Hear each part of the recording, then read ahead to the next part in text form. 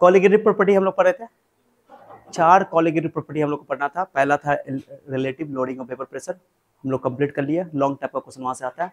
दूसरा है elevation of boiling point, और तीसरा है डिप्रेशन ऑफ फ्रीजिंग पॉइंट, और चौथा है ऑस्मोटिक प्रेशर। आज जो हम लोग पढ़ने वाले हैं दूसरा नंबर, जिसका नाम है एलिवेशन ऑफ बॉइलिंग पॉइंट। बहुत इंपॉर्टेंट टॉपिक है कि क्या होता है एलिवेशन ऑफ बॉइलिंग पॉइंट, इसको समझो। लेकिन एलिवेशन ऑफ बॉइलिंग पॉइंट को समझने से पहले हम लोग समझते हैं बॉइलिंग पॉइंट को। किसको समझता हूँ? जिसको हिंदी में बोलते हैं क्वथनांक। ये बॉइलिंग पॉइंट का डेफिनेशन लिखा हुआ है। डेफिनेशन पर जाने से पहले हम लोग पहले ये एग्जाम्पल को समझते हैं, ठीक है? मेरी बात ध्यान सुनो। जैसे तुम लोग जानते हो, जैसे प्योर वाटर ले लो, यहाँ पे प्योर वाटर तुम गर्म करो, क्या करो? गर्म करो। ये क्लोज्ड बर्तन है, क्लोज्ड बर्तन, बंद बर्तन, इक्विलिब्रियम इसी में बात करते हैं।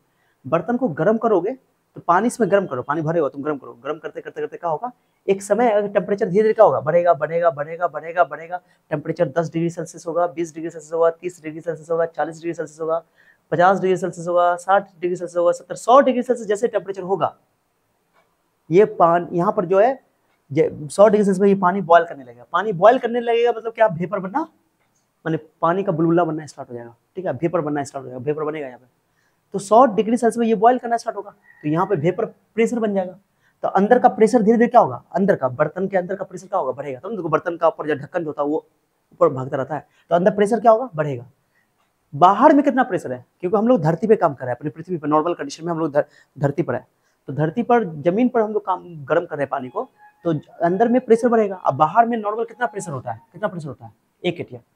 अभी हम लोगों के ऊपर नॉर्मल प्रेशर कितना है, 1 atm, जिसको बोलते हैं एटमॉस्फेरिक प्रेशर। जो हमारे ऊपर हवा का प्रेशर है, वायुमंडल का प्रेशर है, जिसको हम लोग बोलते हैं एटमॉस्फेरिक प्रेशर, ठीक है?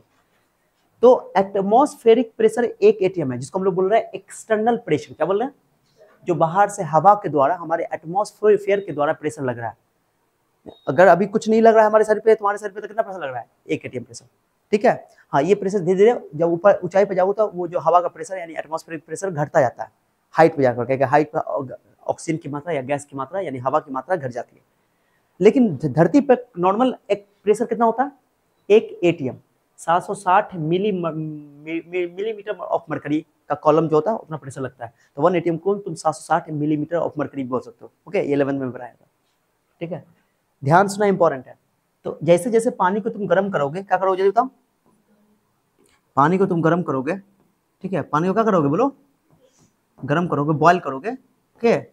पानी को क्या करोगे, गर्म करोगे, तो गर्म करने से अंदर में प्रेशर बनेगा, तो ये हो गया अंदर का प्रेशर, ठीक है? अब अंदर का धीरे धीरे प्रेशर क्या होगा, बढ़ेगा, बढ़ते बढ़ते बढ़ते जब पानी 100 डिग्री सेल्सियस पे हो जाएगा तो यहाँ प्रेशर जो है, ओके ध्यान सुना इंपॉर्टेंट, जब यहाँ प्रेशर बढ़ते बढ़ते बढ़ते यहाँ का अंदर का प्रेशर, जिसको बोलो इंटरनल प्रेशर, और बाहर का प्रेशर बराबर हो जाएगा, क्या हो जाएगा? तो ये पानी बॉयल करना स्टार्ट हो जाएगा। बॉयल करना मतलब कि बुलबुला बनना हर हिस्से से स्टार्ट हो जाएगा। तो चूंकि बाहर में कितना प्रेशर है, बोलो जल्दी, 1 atm प्रेशर है, और तुम गर्म कर रहे हो, तो अंदर का प्रेशर ये बॉयल तब करेगा जब अंदर का प्रेशर भी कितना हो जाए, 1 atm हो जाए। बाहर का प्रेशर कितना है, तो अंदर का प्रेशर जब सेम हो जाए गर्म करने पे, अगर प्रेशर उतना ही हो जाए तो समझ रहे कि पानी क्या होने लगेगा, बॉयल होने लगेगा। तो देखा ये गया नॉर्मल कंडीशन में, नॉर्मल जब पानी को गर्म किया गया तो देखा गया पानी बॉयल करने के टाइम में यहाँ प्रेशर 1 atm हुआ, यानी कि जब 1 atm प्रेशर हुआ तब जब टेम्परेचर कितना हुआ, 100 डिग्री सेल्सियस, ओके? इसलिए कहते हैं कि पानी का, प्योर वाटर का बॉइलिंग पॉइंट 100 डिग्री सेल्सियस होता है। बट ये सत्य नहीं है, 100% सही स्टेटमेंट नहीं है। सही स्टेटमेंट तब होगा जब बोलेंगे कि पानी का normal boiling point 100 degree Celsius है। 100 degree Celsius normal boiling point 100 degree Celsius, इसका क्या मतलब है कि सर बाहर का प्रेशर कितना है, 1 atm है। इसी पानी को तुम जाकर के पहाड़ पे ले जाओगे, जहां पे प्रेशर, मान लो इतना ऊंचाई पे तुम चले गए, इतना ऊंचाई पे, जैसे जैसे जमीन से तुम ऊंचाई पे जाते जाओ प्रेशर क्या होता जाएगा, घटता जाएगा, क्योंकि बॉइलिंग पॉइंट एटमॉस्फेरिक प्रेशर पर डिपेंड करता है। बॉइलिंग पॉइंट एटमॉस्फेरिक प्रेशर पर डिपेंड करता है। तुम सोचो प्रेशर यहाँ पर 1 atm है, तो तुमको पानी का बॉइलिंग पॉइंट कितना हुआ, 100 डिग्री सेल्सियस, क्योंकि 100 डिग्री सेल्सियस पे जाकर के ये प्रेशर बराबर हुआ। लेकिन तुम हाइट पे चले जाओगे, हाइट पे मान लो कि एक ऊंचाई पे चले गए और तुम पानी वहां पे जाकर के गैस पर रख करके गर्म कर रहे हो, हाइट पे मान लो प्रेशर आधा atm है, कितना atm है, हाफ atm है, कितना atm है, हाफ atm है, तो फिर बॉयल करने में उतना टाइम नहीं लगेगा, उतना समय नहीं लगेगा हाइट पे जाकर के, वहां प्रेशर क्या हाफ एटीएम ही है, तो अंदर का प्रेशर हाफ एटीएम होने में समय कम लगेगा, क्योंकि एक एटीएम ज्यादा है, हाफ एटीएम छोटा है। तो एक एटीएम तक पहुंचने में समय ज्यादा लगेगा कि हाफ एटीएम तक पहुंचने में समय लगेगा? हाफ एटीएम में कम समय लगेगा, कम समय में पहुंच जाएगा। तो ऊंचाई पे तुम चले जाओगे तो पानी तुमको वहां हो सकता है कि वहां पे पानी 100 डिग्री सेल्सियस बॉइल ना करे, उससे कम टेम्परेचर में बॉइल करना स्टार्ट कर दे। समझिए मैं क्या बोल रहा हूँ? तो इसलिए जो लोग ऊंचाई पे जाते हैं तो उसको ज्यादा बॉइलिंग पॉइंट, जैसे चावल को गर्म करना है, कुछ करना है, तो उनको ज्यादा देर नहीं लगता है खाना पकाने में, समय कम लगता है, बॉइलिंग पॉइंट घट जाता है ऊंचाई पे, क्योंकि प्रेशर क्या होता है वहां पे, कम होता है। तो बॉइलिंग पॉइंट कहीं ना कहीं प्रेशर से रिलेटेड है। आप देखो प्रेशर वहां घट गया, प्रेशर घट गया, तुमको पता है प्रेशर घटेगा तो तुमको पता है कि वेपर प्रेशर कम हो जाएगा, वेपर प्रेशर कम हो जाएगा। ओके, वेपर प्रेशर कम है यानी कि प्रेशर कम है, यानी बॉइलिंग पॉइंट वहां का हो जाएगा, घट जाएगा। ठीक है, क्योंकि एटमॉस्फेरिक प्रेशर घट गया। ठीक है, तो बॉइलिंग पॉइंट क्या हो जाएगा वहां पे, घट जाएगा। कुछ समझ रहे मैं क्या बोल रहा हूँ? समझ रहे हो? हाँ, तो एक एटीएम प्रेशर है, जब बाहर का नॉर्मल प्रेशर कितना है, एक एटीएम है, कितना जल्दी बोलो, एक एटीएम प्रेशर है, एटमॉस्फेरिक प्रेशर। तो तुमको क्या होगा, नॉर्मल बॉइलिंग पॉइंट पानी का कितना होता है, 100 डिग्री सेल्सियस। अगर ये एक एटीएम की जगह मान लो कि एक्सटर्नल प्रेशर, बाहर से एक्सटर्नल प्रेशर ये 2 एटीएम कर दे, कितना एटीएम कर दे, तो अंदर में वाटर को बॉइल करने में और समय लग जाएगा, तो ये टेम्परेचर 100 डिग्री सेल्सियस से भी ऊपर चला जाएगा। ठीक है, तो बॉइलिंग पॉइंट किसी भी सॉल्वेंट का यानी लिक्विड का डिपेंड करता है कि बाहर में कितना प्रेशर है। नॉर्मल कितना होता है, जब भी हम लोग बात कर रहे होते हैं किसी लिक्विड का बॉइलिंग पॉइंट, तो समझ रहे होते हैं नॉर्मल बॉइलिंग पॉइंट, यानी कि बाहर में कितना प्रेशर है, 1 एटीएम नॉर्मल है। हम लोग धरती पे जो भी काम कर रहे हैं, कितने एटीएम प्रेशर पे काम कर रहे हैं, 1 एटीएम। लेकिन जब 1 एटीएम प्रेशर होता है तो उस टाइम में जो बॉइलिंग पॉइंट आता है उसको बोलते हैं नॉर्मल बॉइलिंग पॉइंट। लेकिन कोई जरूरी नहीं कि बाहर का पॉइंट ही हो, तो ऐसे बोलो कि बॉइलिंग पॉइंट वो टेम्परेचर है जो किसी लिक्विड को गर्म करने में दिया जाता है, जिसके कारण प्रेशर, एक्सटर्नल प्रेशर और इंटरनल प्रेशर आपस में क्या हो जाए, सेम हो जाए। यही बोलो कि अंदर का प्रेशर इतना हो जाए उसका गर्म करने पर कि वो बाहर के प्रेशर के क्या हो जाए, इक्वल हो जाए, तो उसको हम लोग बोलते हैं बॉइलिंग पॉइंट। और जब प्रेशर एक एटीएम होता है तो उसको बोलते हैं नॉर्मल बॉइलिंग पॉइंट। जैसे वाटर का boiling point, normal boiling point होता है 100 डिग्री सेल्सियस, अल्कोहल का नॉर्मल बॉइलिंग पॉइंट करीब करीब 78 डिग्री सेल्सियस, बोले ना, बोलते हैं तो नॉर्मल है वो 1 एटीएम प्रेशर तब। ठीक है, ये याद रखना इंपॉर्टेंट है।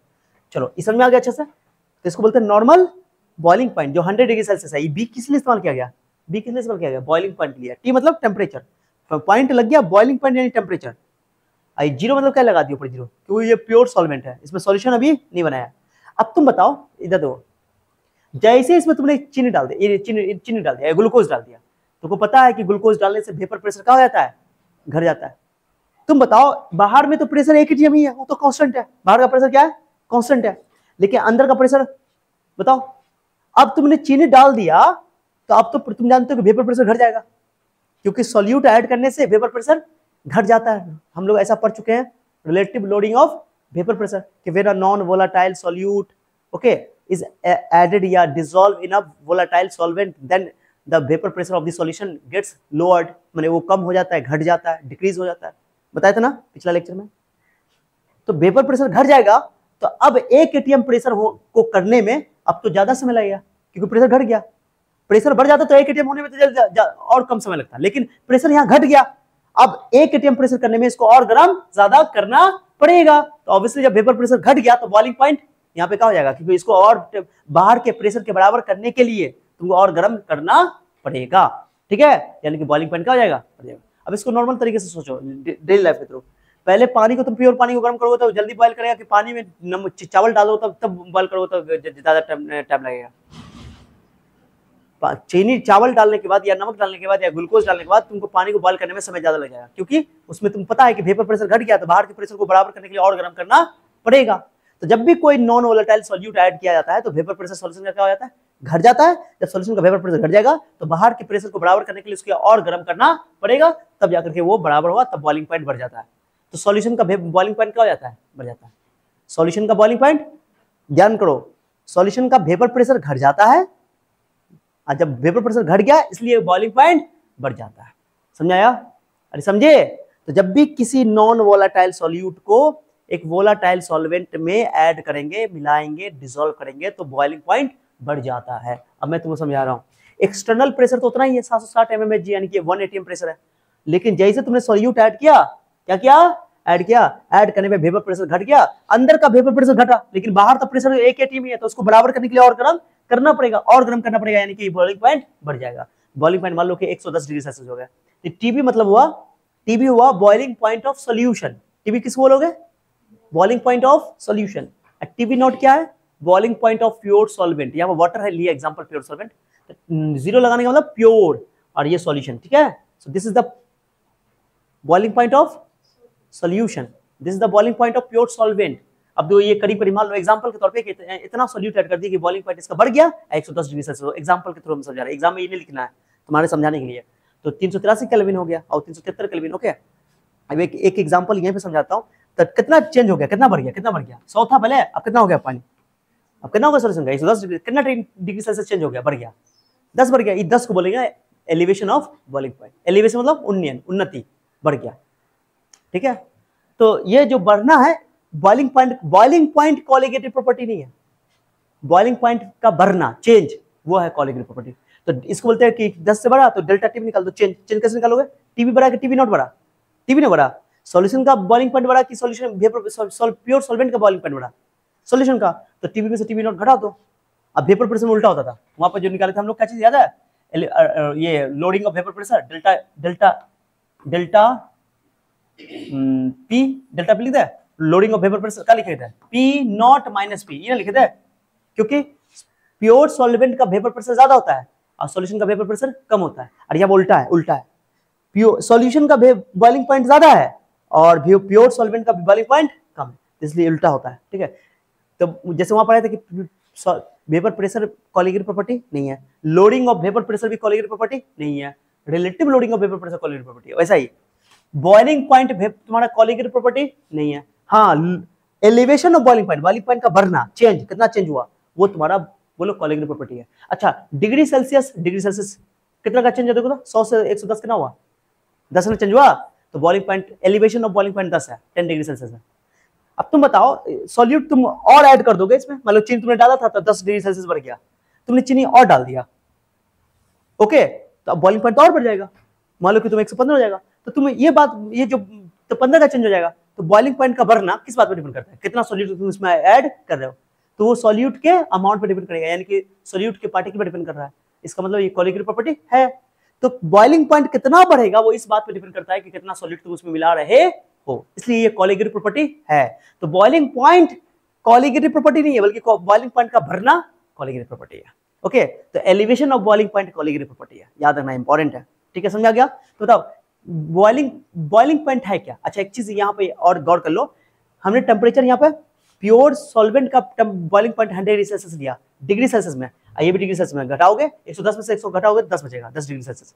अब इसको केल्विन में बदल दो, जानते हो ना, डिग्री सेल्सियस को केल्विन में बदलने के लिए 273 जोड़ना पड़ता है, 273 जोड़ोगे तो 373 केल्विन हो जाएगा।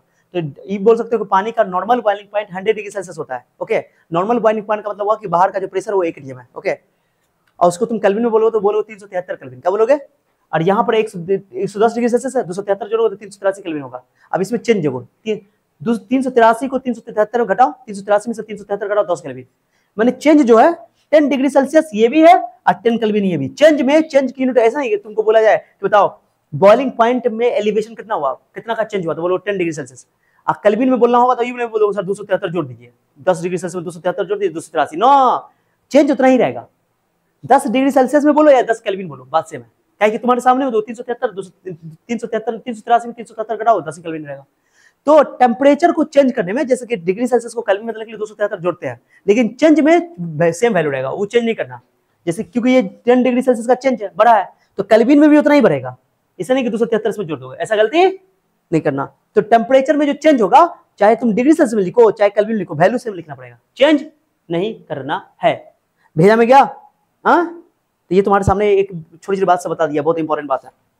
अब बॉइलिंग पॉइंट का डेफिनेशन दो, अब दो डेफिनेशन, क्या लिखा हुआ, क्या लिखा हुआ, the temperature at which vapour pressure of liquid, अंदर का वेपर प्रेशर जो गर्म, जिसको गर्म कर रहे हो, becomes equal to the external pressure is called boiling point. मतलब जब लिक्विड का वेपर प्रेशर है जो अंदर में गर्म कर रहे हो, वो एक्सटर्नल प्रेशर के क्या हो, बराबर हो, जिस टेम्परेचर पे ऐसा होता है उस टेम्परेचर को बोलते हैं बॉइलिंग पॉइंट। अब पानी का बॉइलिंग पॉइंट कितना होता है, 100 डिग्री सेल्सियस, लेकिन हमेशा नहीं होता है, फिर से बोला नॉर्मल बॉइलिंग पॉइंट है जब तुम्हारा बाहर का प्रेशर कितना हो, 1 atm हो। लेकिन अगर मान लो तुम ऊंचाई पे चले जाओगे तो तुम जानते हो ऊंचाई पे प्रेशर घट जाता है, तो फिर बॉइलिंग पॉइंट तुम्हारा उतना नहीं रहेगा, फिर वहां पर तुम बाहर का प्रेशर कम है, जब बाहर का प्रेशर कम ही है तो तुमको अंदर में ज्यादा गर्म करना नहीं पड़ेगा, वेपर प्रेशर कम, उतना प्रेशर होने में कम ही टाइम लगेगा, तो बॉइल जल्दी हो जाएगा। समझे बात मैं क्या बोल रहा हूँ, ये इंपॉर्टेंट पॉइंट है। तो पानी का बॉइलिंग पॉइंट यहाँ पर अगर 100 डिग्री सेल्सियस है तो ऊंचाई पे जाकर पानी 100 डिग्री सेल्सियस का हो जाएगा, कम हो जाएगा, तो कोई जरूरी नहीं है। हाँ, नॉर्मल बॉइलिंग पॉइंट यानी कि हम लोग सारा काम जमीन पे करते हैं, धरती पे करते हैं, तो जमीन पर हम एटमॉस्फेरिक प्रेशर एक्सटर्नल 1 atm होता है, तो वो नॉर्मली पानी जो है वो 100 डिग्री सेल्सियस पे बॉइल करता है, ठीक है। लेकिन हमेशा 100 डिग्री सेल्सियस पानी का बॉइलिंग पॉइंट कोई जरूरी नहीं है, इसलिए डेफिनेशन है कि किसी भी लिक्विड का बॉइलिंग पॉइंट वो टेम्परेचर है, बोलो, तुम बचपन में डेफिनेशन पढ़े थे कि वो at the temperature at which liquid melts boils, बोले बॉइल्स, या liquid is converted into gas, ऐसा माने जिस तापमान में कोई द्रव गैस में बदलता है उस तापमान को हम लोग क्वथनांक कहते हैं, बट ये डेफिनेशन सही नहीं है। सही डेफिनेशन ये है, the temperature at which the vapour pressure of a liquid, any liquid, becomes equal to the external pressure, जो बाहर का प्रेशर है, तो उस को टेम्परेचर को बोलते हैं हम लोग बॉइलिंग पॉइंट। और ये भी डेफिनेशन है, एक और definition, the temperature at which liquid phase and vapour phase are in equilibrium, मतलब लिक्विड फेज और वेपर फेज जो है वहां पे इक्विलिब्रियम हो जाएगा, तो उसको हम लोग बोलेंगे बॉइलिंग पॉइंट। तो दोनों डेफिनेशन एग्जाम में बॉइलिंग पॉइंट क्या होता है ये पूछा नहीं गया है आज तक, पूछा भी नहीं जाएगा, अगर पूछ देगा तो बता भी दो, कोई बड़ा मुद्दा नहीं, ये कोई एक डेफिनेशन याद कर लोगे, ठीक है, कि बॉइलिंग पॉइंट वो टेम्परेचर जिस पर लिक्विड का वेपर प्रेशर एक्सटर्नल प्रेशर के बराबर होता है। क्लियर हो गया? तो बॉइलिंग पॉइंट क्या होता है ये डेफिनेशन हमने बता दिया, ये एग्जांपल से एलिवेशन ऑफ बॉइलिंग पॉइंट को भी समझा दिया, खत्म। अब ये elevation of boiling point exam में 5 नंबर में आएगा कि एलिवेशन ऑफ बॉइलिंग पॉइंट क्या होता है, तब सीधी सी बात है सर, जब एक नॉन वोलेटाइल सॉल्यूट को, और हम लोग पढ़ रहे हैं नॉन इलेक्ट्रोलाइट जिसमें आई की वैल्यू 1 होती है ना, तो when non volatile solute and non electrolyte solute, है ना, when a non volatile and non electrolyte solute is dissolved in a volatile solvent, then the boiling point of the solution decrease की increase, increase, हाँ बस वहां decrease, vapour pressure में decrease है, यहाँ increase, बस उल्टा याद रखो, याद हो जाएगा। सेम बात वेपर प्रेशर वाला बात वहां फ्रीजिंग वाला पॉइंट में भी आज ही पढ़ा देंगे उसको भी, ठीक है। तो इस then the change in boiling point, the change in boiling point is called elevation of boiling, कितना बॉइलिंग पॉइंट में चेंज हुआ, कितना बढ़ोतरी हो गया, कितना एलिवेशन हो गया, उसी बोलते हैं हम लोग का चीज एलिवेशन ऑफ बॉइलिंग पॉइंट, माने बॉइलिंग पॉइंट का उन्नयन बढ़ गया। तो लिखा हुआ है when a non volatile and non electrolyte solute is dissolved in a volatile solvent then the boiling point of solution is increased, okay, then change in the boiling point is called elevation of boiling point, okay. तो इस समझ में आ गया solution का। ये अभी बोले कि लॉजिकल सोचो ना कि अगर तुम पहले पानी को प्योर पानी को गर्म करोगे तो 100 डिग्री से बॉइल करेगा, उसमें चावल डालोगे तो 100 डिग्री से बॉइल करेगा, कि और ज्यादा गर्मी देना पड़ेगा, ऑब्वियसली ना। तो लॉजिकल दिमाग लो, कहाँ दिमाग को रख के आई हो, समझे? सॉल्यूशन का बॉइलिंग पॉइंट ज्यादा, कोई एक का याद रखो, सब याद रहेगा। वेपर प्रेशर सर सॉल्यूशन का घट जाता है, बॉइलिंग पॉइंट सॉल्यूशन का बढ़ जाता है, फ्रीजिंग पॉइंट घट जाता है, कोई एक याद रहेगा, तीनों याद रहेगा, समझी ना। तो सॉल्यूशन का बॉइलिंग पॉइंट ज्यादा, तो टीवी बड़ा कि टीवी नॉट बड़ा, सॉल्यूशन का बॉइलिंग पॉइंट बड़ा होता है, टीवी टीवी नॉट से बड़ा, इसका अंतर ले लेंगे तो उसमें बोलेंगे डेल्टा टीवी, डेल्टा टीवी थोड़ा कॉलिगेटिव प्रॉपर्टी है कि नहीं है, अरे है कि नहीं है? अब भैया ये डायग्राम तुम बनाओ ना बनाओ कोई दिक्कत नहीं है, डायग्राम बनाओ या ना बनाओ कोई दिक्कत नहीं है। हमने सॉल्वेंट को ए बोला, सॉल्यूट को बी बोला, तुम्हारा मन करे 1 2 भी लिखो तो 1 2 भी लिख दो, 1 2 मुझे लगता है कि आसान लगता है, इस ज्यादा जगह ज्यादा रहता है, जैसे वाला तुम यहाँ पे लिखोगे स्मॉल w ऐसे स्मॉल है, इसके कंपैरिजन में ए लिखोगे तो अच्छा लगेगा ना, क्योंकि ए ज्यादा जगह लेता है। तो तुमको जो मन करे, हम अभी तक ए लिखे हैं तो ए ही लिखेंगे, ए भी लिखेंगे तो ए भी लिखेंगे, ओके। यहाँ ध्यान दो, यहाँ ध्यान, क्लियर हो गया? क्लियर हो गया? तो एलिवेशन ऑफ बॉइलिंग पॉइंट क्या होता है ये डेफिनेशन तुमको यहाँ तक लिखना है, और ये यहाँ तक डायग्राम में, ठीक है। बस घटाना कैसे ही बता दिया, एलिवेशन ऑफ बॉइलिंग पॉइंट यही है, ठीक है। अब देखो ग्राफ को समझो, इस ग्राफ को समझो, ये ग्राफ एनसीईआरटी में दिया हुआ एग्जाम पे, एग्जाम में ऑब्जेक्टिव आ सकता है, तुमको एग्जाम में डायग्राम बनाने ग्राफ बनाने की जरूरत नहीं है, बस ये ऑब्जेक्टिव में दे देगा कि कौन सही है, इसमें चारों ऑप्शन के ग्राफ दे देगा, बोले कौन सही है। तो जैसे जैसे तुम ऊपर से नीचे आ रहे हो तो क्या हो रहा है, बाहर का एक्सटर्नल प्रेशर क्या हो रहा है, घट रहा है, घट रहा है, घट रहा है, घट रहा है, तो बॉइलिंग पॉइंट भी क्या हो रहा है, घट रहा है, घट रहा है, घट रहा है। तो ये प्योर सॉल्वेंट का ग्राफ है, किसका ग्राफ है? प्योर सॉल्वेंट का। अब तुमको पता है कि सॉल्यूशन जैसे सॉल्यूट डाल दोगे तो बॉइलिंग पॉइंट तो बढ़ जाता है, बॉइलिंग पॉइंट तो 1 atm प्रेशर पर ये मान लो सॉल्वेंट है, तो बॉइलिंग पॉइंट घटेगा तो ग्राफ तो उधर न जाएगा, उधर न शिफ्ट होगा। अब तुमको पता है कि वेपर प्रेशर तो घट जाता है सॉल्यूट ऐड करने से, तो ग्राफ नीचे आ जाएगा। तो ये सॉल्यूशन का है, ये सॉल्वेंट का है, किसका है? सॉल्यूशन का। और अब 1 atm प्रेशर पर देखो, 1 atm प्रेशर पर, ये 1 atm प्रेशर है, यहाँ कहाँ कट रहा है, यहाँ कट रहा है, अरे यहाँ कट रहा है, तो सॉल्वेंट का ग्राफ 1 atm प्रेशर में यहाँ कट रहा है, यानी कि ये तुम्हारा प्योर सॉल्वेंट का बॉइलिंग पॉइंट है, प्योर सॉल्वेंट का बॉइलिंग पॉइंट है, माने 1 atm प्रेशर ये ना, बोलते ना कि जब वेपर प्रेशर 1 atm के बराबर हो जाता है, उस टाइम पे जो टेम्परेचर होता है उस टेम्परेचर को बोलते हैं बॉइलिंग पॉइंट। तो ये प्योर सॉल्वेंट का बॉइलिंग पॉइंट हुआ। और ये वाला ग्राफ देखो, ये वाला ग्राफ 1 atm प्रेशर को कहां कटा, ये लाइन देखो, ये लाइन कहां पे कटा, यहां कटा, तो यहां कटा, कहां कटा, यहां कटा, यहां कटा, यानी कि बॉइलिंग पॉइंट अब यहां आ गया, कितना आ गया, तो ये सॉल्यूशन का बॉइलिंग पॉइंट हो गया, बढ़ना तो था, नीचे ये वाला सॉल्यूशन है और ये वाला सॉल्वेंट। एग्जाम में दे देगा ऐसा, क्या लिख देगा, बोलेगा ये ए है ये बी है, बता कौन सॉल्वेंट है कौन सॉल्यूशन है, प्योर सॉल्वेंट है कौन सॉल्यूशन है। तुमको यार वो नीचे वाला सॉल्यूशन होगा, ऊपर वाला प्योर सॉल्वेंट होगा, क्योंकि वेपर प्रेशर घट जाता है ना, अब बॉइलिंग पॉइंट बढ़ जाता है। समझ आ गया? अरे समझे कि नहीं? तो ये जो गैप हुआ कितना चेंज हुआ, कितना बॉइलिंग पॉइंट बढ़ गया, इतना ना बढ़ा, हाँ, इसी को बोलते हैं चेंज इन बॉइलिंग पॉइंट, यही बोलो elevation of boiling point, delta TB. ठीक है, तो याद रखना, बहुत इंपॉर्टेंट ग्राफ है। इसमें देखो ये एग्जांपल तुम्हारे सामने में, ये तो ओरिजिनल ग्राफ है एनसीईआरटी का दिया हुआ डिट्टो, बट ये ग्राफ में तुम्हारे सामने 3 सॉल्यूशन है, एक ए है एक बी एक सी है। तुम बताओ जो नीचे होगा जितना वो समझो कि तुम्हारा सॉल्यूशन है। ओके, ये तो तुम्हारा प्योर सॉल्वेंट होगा, इसमें 3 है, एक तुम खुद बताओ, एक प्योर सॉल्वेंट है, एक डाइल्यूट सॉल्यूशन है, एक कंसंट्रेटेड सॉल्यूशन है। डाइल्यूट सॉल्यूशन किसको बोलते हैं, जिसमें सॉल्यूट का मात्रा कम हो, और कंसंट्रेटेड सॉल्यूशन उसको बोलते हैं जिसमें सॉल्यूट का मात्रा ज्यादा हो। बताओ जितना ज्यादा सॉल्यूट ऐड करो बॉइलिंग करो उतना ज्यादा होगा, यानी कि वेपर प्रेशर उतना घट जाएगा। तीनों में से बताओ कंसंट्रेटेड सॉल्यूशन कौन है, कंसंट्रेटेड माने सॉल्यूट सबसे ज्यादा किसमें है, ए बी सी तीनों में किसमें है, सी में, क्योंकि सी सबसे नीचे ग्राफ है, अब बॉइलिंग पॉइंट सबसे ज्यादा उसी का है ना, क्लियर, सी का। और ये कंसंट्रेटेड सॉल्यूशन है, ये डाइल्यूट सॉल्यूशन है, ये प्योर सॉल्वेंट है। कौन सॉल्वेंट है, समझा गया? अरे समझे नहीं, क्योंकि उसका वेपर प्रेशर सबसे ज्यादा है, ये लिखा हुआ है। तो बॉइलिंग पॉइंट सी का सबसे ज्यादा, क्योंकि वेपर प्रेशर सबसे कम है, और इसका वेपर प्रेशर उससे थोड़ा ज्यादा है, तो उसका बॉइलिंग पॉइंट थोड़ा ज्यादा थोड़ा कम हो गया, और ए का और कम हो जाएगा बॉइलिंग पॉइंट। ठीक है, तो सी का सबसे ज्यादा बॉइलिंग पॉइंट, बी का उससे कम, ए का सबसे कम। सी तुम्हारा कंसंट्रेटेड सॉल्यूशन है, बी तुम्हारा डाइल्यूट सॉल्यूशन है, ए तुम्हारा प्योर सॉल्वेंट है। ये ऑब्जेक्टिव बारे में पूछा जा सकता है, ग्राफ के थ्रू समझना आसान होता है। और ये तुम्हारा ग्राफ हो गया ओरिजिनल जो एनसीईआरटी में दिया हुआ। ठीक है, समझ में आ गया, समझ में आ गया? तो दो ना, ये जैसे तुमने सॉल्यूशन बनाया तो सॉल्यूशन का बॉइलिंग पॉइंट क्या हो गया, बढ़ गया, क्लियर हो गया? अरे क्लियर हुआ? अब गौर सुनो, ये तो क्लियर हो गया कि सर ध्यान दो, एग्जाम में क्या लिखना तुमको, एलिवेशन ऑफ बॉइलिंग पॉइंट लिखना। क्या लिखना बताओ, ग्राफ नहीं बनाना है एग्जाम में, ये डेफिनेशन तुमको ये पूरा ग्राफ बनाना है, ये सब नहीं लिखना है सब, बस यहाँ तक पूरा। जब भी तुमको पूछेगा कि एक्सप्लेन या define elevation of boiling point, तो ये लिखना है, when non volatiles and non-electrolyte solute is dissolved in a volatile solvent, then the boiling point of the solution is decreased. This change in a boiling point is called elevation of boiling point, and delta TB बराबर TB minus TB not, यही है definition यहाँ तक। ठीक है, अब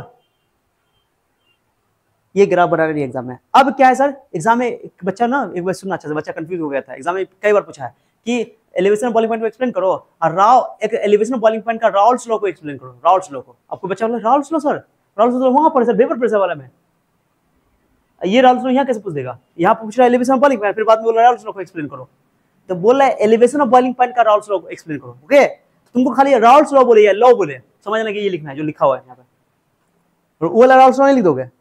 अगर बोलेगा वेपर प्रेशर का या पार्शियल प्रेशर का राउल्ट्स लॉ लिखो तो वाला लिखोगे, बट ये राउल्ट्स बोलेगा कि एलिवेशन ऑफ बॉइलिंग पॉइंट को एक्सप्लेन करो, और बोलेगा राउल्ट्स लॉ लिखो। राउल्ट्स लॉ ही है एक तरह का, क्योंकि जानते हो राउल्ट्स लॉ क्या कहता है, बॉइलिंग पॉइंट क्यों बढ़ रहा है, क्योंकि वेपर प्रेशर घट रहा है ना, वही से रिलेटेड है, इसलिए लॉ लिखोगे ये वाला बॉइलिंग पॉइंट वाला ही। ये लॉ क्या कहता है, मैंने बोला ना कि सॉल्यूट का अमाउंट जितना ज्यादा डालोगे बॉइलिंग पॉइंट उतना ज्यादा बढ़ जाएगा, बोले ना बोले। तो सॉल्यूट का कंसंट्रेशन हम लोग यहाँ पर लेंगे, वहां पर लिए थे आरएलवीपी में, relative lowering of vapour pressure में मोल फ्रैक्शन क्या आ गया था, डिफाइन किया था, मोल फ्रैक्शन के बराबर था, relative lowering of vapour pressure solute के मोल फ्रैक्शन के बराबर आ गया था।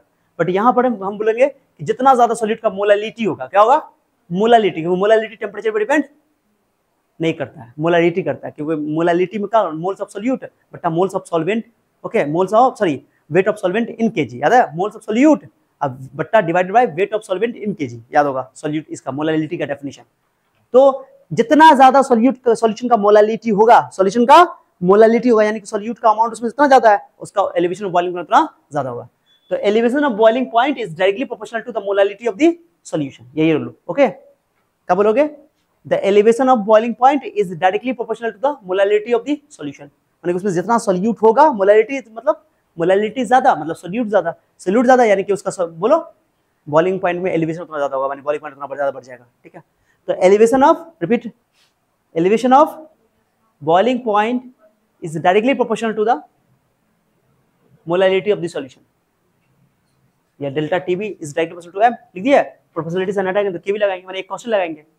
प्रोपोर्शनैलिटी से लगाएंगे ना, लिखना पड़ेगा एग्जाम में, लॉ लॉ लिख करके। तो केबी को बोलते हैं मोलल एलिवेशन कांस्टेंट। क्या बोलते हैं इसको? जल्दी बोलो, molal elevation constant. Short type में ये भी डिफाइन पूछा हुआ है, यहाँ लिख दिया मैंने, लिखो पहले, लिखो वेयर, 2 शॉर्ट टाइप में क्वेश्चन आएगा, 2 मार्क्स का पूछा हुआ है, बता रहे हैं। तो बहुत इजी है। बता फॉर्मूला तुम्हारे पास क्या है? बता फॉर्मूला क्या है तुम्हारे सामने, बताओ। डेल्टा टीबी बराबर केबी इंटू एम ना, ये ना मोलैलिटी 1 है। मोलैलिटी 1 का मतलब क्या है? अगर मोल्स का सॉल्यूट का मोल कितना हो? 1 मोल, और सॉल्वेंट का वेट कितना हो? 1 kg। अगर सॉल्वेंट 1 kg है और उसमें सॉल्यूट का मोल कितना है? 1 है, तो मोलैलिटी हो जाएगा 1। तो तुम अगर मोलैलिटी का वैल्यू 1 ले लो, कितना ले लो? 1, यानी कि सॉल्वेंट का वेट 1 kg है, सॉल्वेंट का मास कितना है? 1, या सॉल्यूट का मोल कितना है? 1 मोल है। तब डेल्टा टीबी कितना के बराबर होगा? जल्दी बताओ। डेल्टा टीबी क्या है? एलिवेशन ऑफ बॉइलिंग पॉइंट ना। तो ये एम का वैल्यू 1 रखो, तो किसके बराबर हो जाएगा? केबी के। तो केबी क्या है सर? केबी किसके बराबर आ गया? किसके बराबर हो गया? अरे केबी किसके बराबर आ गया? डेल्टा टीबी के बराबर हुआ। Molal elevation constant elevation of boiling point के बराबर आ गया। मतलब कि अगर किसी सॉल्यूशन का मोलालिटी 1 यूनिट है, कितना है? 1 यूनिट है, यानी 1 है, तो जो उसके बॉइलिंग पॉइंट में बोलो एलिवेशन होगा, यानी इंक्रीजमेंट होगा, वही को केबी बोलेंगे। खत्म, केबी यही है। तो molal elevation constant is the elevation of boiling point of solution having unit molality. Okay, माने एक ऐसा सॉल्यूशन जिसकी मोलालिटी 1 है, उसके बॉइलिंग पॉइंट में जितना एलिवेशन होगा उसी को केबी बोलेंगे। डेल्टा टीबी का फॉर्मूला क्या पड़े होता है? जल्दी बताओ। डेल्टा टीबी पैर के पास लिखना है, पैर के पास ऐसे बताओ क्या पड़े हो? केबी इंटू एम ना, बोलो रे। एम की वैल्यू कितनी हो बताओ? 1। तो इसका मतलब क्या हुआ कि डेल्टा टीबी जो है, डेल्टा टीबी जो है वो केबी के बराबर होगा। बोल ना रही हो गया? हाँ, ये डेफिनेशन है कि अगर एम की वैल्यू कितनी हो जाए, चलो यूनिट बताओ इसका, यूनिट डेल्टा, इसका केबी का यूनिट बताओ, केबी का यूनिट बताओ। कैसे निकालोगे? यहाँ से केबी को अकेला कर लो, केबी को तो डेल्टा टीबी को से भाग करना पड़ेगा। डेल्टा टीबी क्या है? Elevation of boiling point. और केबी का यूनिट क्या होगा? डेल्टा टीबी का यूनिट क्या होगा? जो टेम्परेचर की यूनिट होती है, kelvin.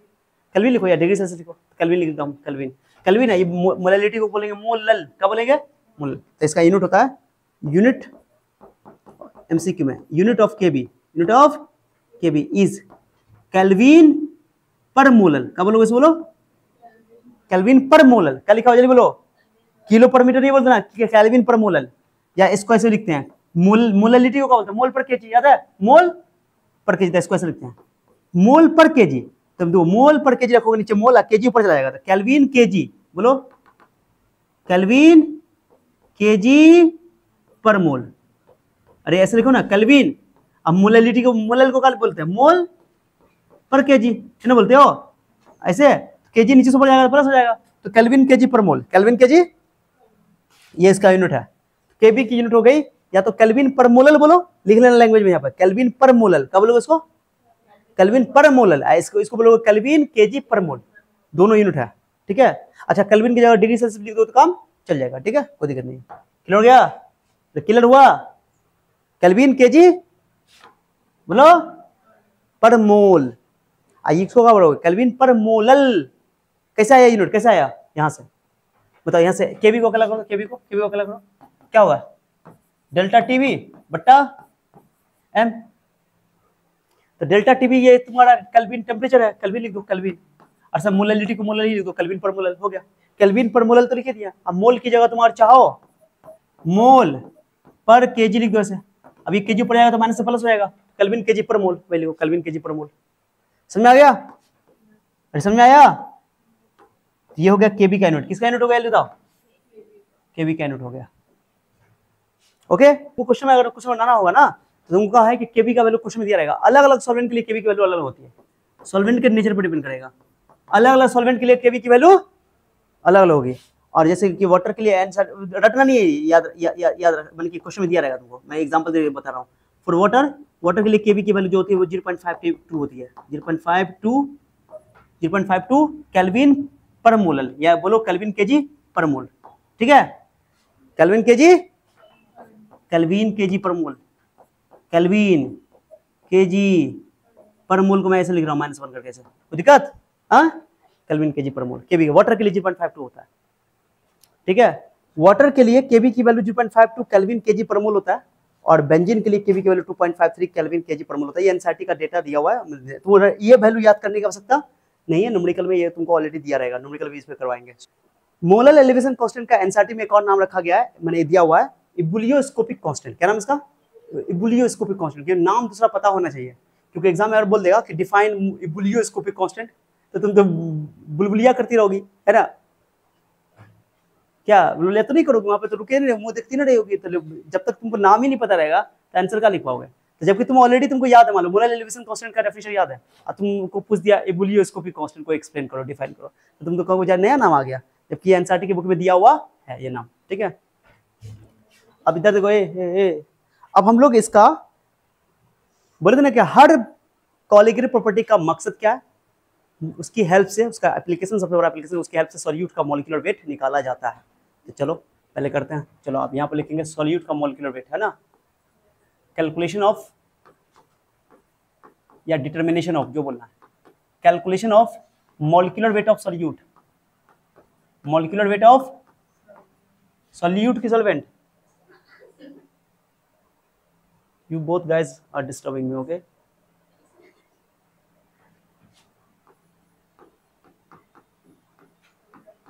Molecular weight of solute.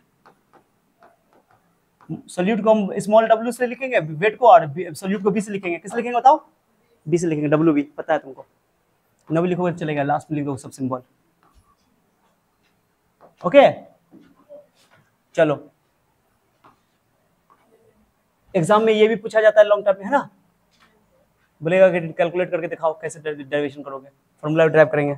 अब फार्मूला कोई ज्यादा मुश्किल नहीं है, देखो अभी समझाए, फार्मूला में बनाया डेल्टा टी बराबर वही रहेगा, बस यहाँ पर खाली देखते रहो। देखो इधर देखो फार्मूला का पर क्या है, पहले सॉल्यूशन बताओ, सॉल्यूशन क्या होता है सर? सॉल्यूशन होता है solute plus solvent, solute plus solvent. अपन सॉल्यूट को बोलते हैं बी, सॉल्वेंट को बोलते हैं अपन लोग ए। कोई दिक्कत? इफ यू विश सॉल्यूट को ए बोल दो, सॉल्वेंट को बी बोल दो, कोई दिक्कत नहीं है, तुम पर डिपेंड करता है, अक्सर हम लोग यही माने हैं। चलो अब बताओ फार्मूला का पर क्या है sir? According to law, according to law का पर क्या law? Delta TB is equal to K B into m. M पर क्या हो, ये ना पर क्या हो, डेल्टा टीबी तो कॉलीगेटिव प्रॉपर्टी रहेगा ही रहेगा, इसको छेड़छाड़ मत करियो, ये तो रहेगा ही रहेगा। जो छेड़छाड़ करना है किसको करना है, किसको करना है? इसको करना है, मोलैलिटी ऑफ सॉल्यूशन को। मोलैलिटी क्या होता है? Moles of solute, moles of solute B को बोला है, but weight of solvent, weight of solvent को मैं एम कैपिटल एम से लिख रहा हूँ, वेट ऑफ सॉल्वेंट, बट ये किस में है बताओ? इन केजी, इन केजी। कोई दिक्कत? लेकिन अक्सर क्वेश्चन में जो है वेट उठ जो दिया रहेगा सॉल्वेंट वो ग्राम में दिया रहेगा, तो क्या करोगे, ग्राम को केजी मतलब के लिए 1000 से भाग करना पड़ेगा। अब नीचे जैसे 1000 से भाग कर ऊपर चला जाएगा तो गुना हो जाएगा। तो ये देखो कैसे करते हैं, डेल्टा टीबी बराबर केबी को, केबी तो कांस्टेंट दिया रहेगा, चिंता करने की जरूरत। एनबी क्या है? Moles of solute. कैसे निकलता है? Given mass by molar mass, given mass by, तो गिवन मास कैसे लिखे हैं? WB by molar mass of solvent solute. कैसे लिखो? MB ऐसे लिखे हैं, एम से लिखे हैं। और इनटू में यहाँ पर क्या दिखाई दे रहा है तुमको? MA क्या दिखाई दे रहा है? MA और इनटू 1000 कर दे, ऐसे 1000 कर दे। 1000 क्यों कर दिया बोलो, क्यों कर दिया? अरे क्यों कर दिया 1000 से गुना? ग्राम में आ गया, वो किस में आ गया? क्यों? जैसे केजी को तुम 1000 से भाग करो तो नीचे वाला 1000 ऊपर चला जाएगा। ओके ये तो ये फॉर्मूला है। यहाँ से हमको चाहिए क्या? मॉलिक्यूलर वेट ऑफ, ये एमबी चाहिए, एमबी सॉल्यूट का मॉलिक्यूलर वेट चाहिए, ये जो गिवन मास है ये चाहिए हमको। ये उल्टा वहाँ पर लिखा रहता है, सही कर दिया, वहाँ लिखे नहीं है इसलिए। चलो यहाँ से कर दो, एमबी को अकेला कर दो, ये फॉर्मूला अपने पास, मॉलिक्यूलर वेट ऑफ सॉल्यूट। तो ये जो है बटा डालो, बताओ क्या बचा? केबी इंटू WB बट्टा बट्टा डेल्टा टीबी नीचे आएगा, डेल्टा टीबी एंड एमबी तो उधर ले गया, MA सॉल्वेंट का वेट, ये किस में? ग्राम में। इंटू कितना बताओ? इंटू कितना? इंटू कितना? 1000। ओके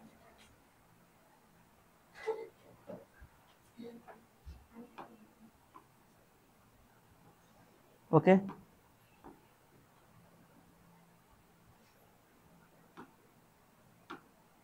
तो ये जो है फॉर्मूला ड्राइव कर दिया, यहाँ से डेल्टा टीबी और केबी इंटू एम पढ़े थे, और डेल्टा टीबी केबी, और ये मोलैलिटी का होता है सॉल्यूट का मोल बटा सॉल्वेंट का वेट इन केजी, सॉल्वेंट का वेट। ओके सॉल्वेंट का वेट है ये। MA क्या है? सॉल्वेंट का वेट, मास, ठीक है, मोलर वेट नहीं बोलो, वेट जो दिया रहेगा, गिवन वेट, ओके। उसके बाद हमने क्या किया कि डेल्टा टीबी केबी और ये एनबी को लिखा सॉल्यूट के मोल को given mass by molar mass, तो ये मोलर मास ऑफ सॉल्यूट है, यही तो हमको चाहिए, यही चाहिए, तो ये एमबी को इधर कर दो, आई डेल्टा टीबी बटा में चला जाएगा। हमेशा पढ़े होंगे मॉलिक्यूलर वेट सॉल्यूट का जो होता है वो कोलिगेटिव प्रॉपर्टी के इनवर्सली प्रोपोर्शनल होता है, 1000 से गुना कर दिया, तो जो भी चीज़ यहाँ पर है यहाँ पर लिख दो, सबके बारे में, सबकी चीज़ के बारे में लिख दो, ये सब चीज़ के बारे में लिखो, लिखोगे तभी जाके समझ में आएगा, ठीक है।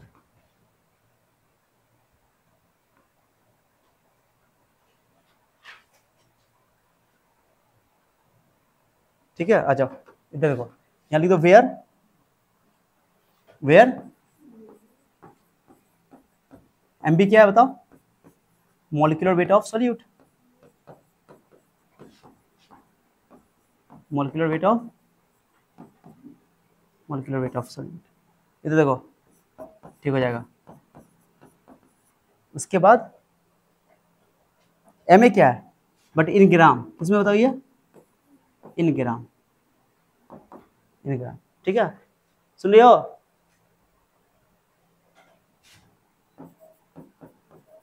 ये मास ऑफ सॉल्वेंट है, मास ऑफ सॉल्वेंट इन ग्राम, ये भी ग्राम में, ठीक है, इन ग्राम, क्योंकि ग्राम केजी में दिया तो नहीं रहेगा, अक्सर ग्राम में ही दिया रहेगा, तुम इसको ग्राम में ही लिखोगे,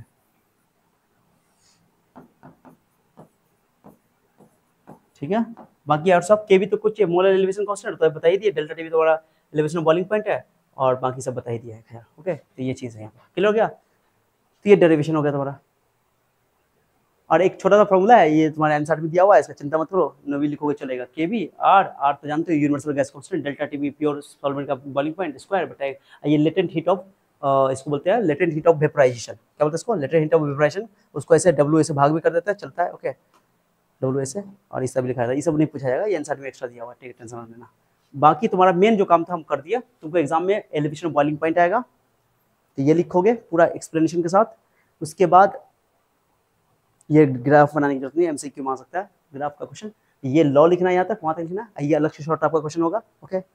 उसके बाद ये तुम डेरिवेशन करने के लिए पूछेगा तो यहाँ तक लिखना, ठीक है, बस इतना ही, ठीक है, चलो नोट करो जो बचा हुआ तुम्हारा, कोई बचा हुआ इसमें, ओके, देखो दैट्स ऑल।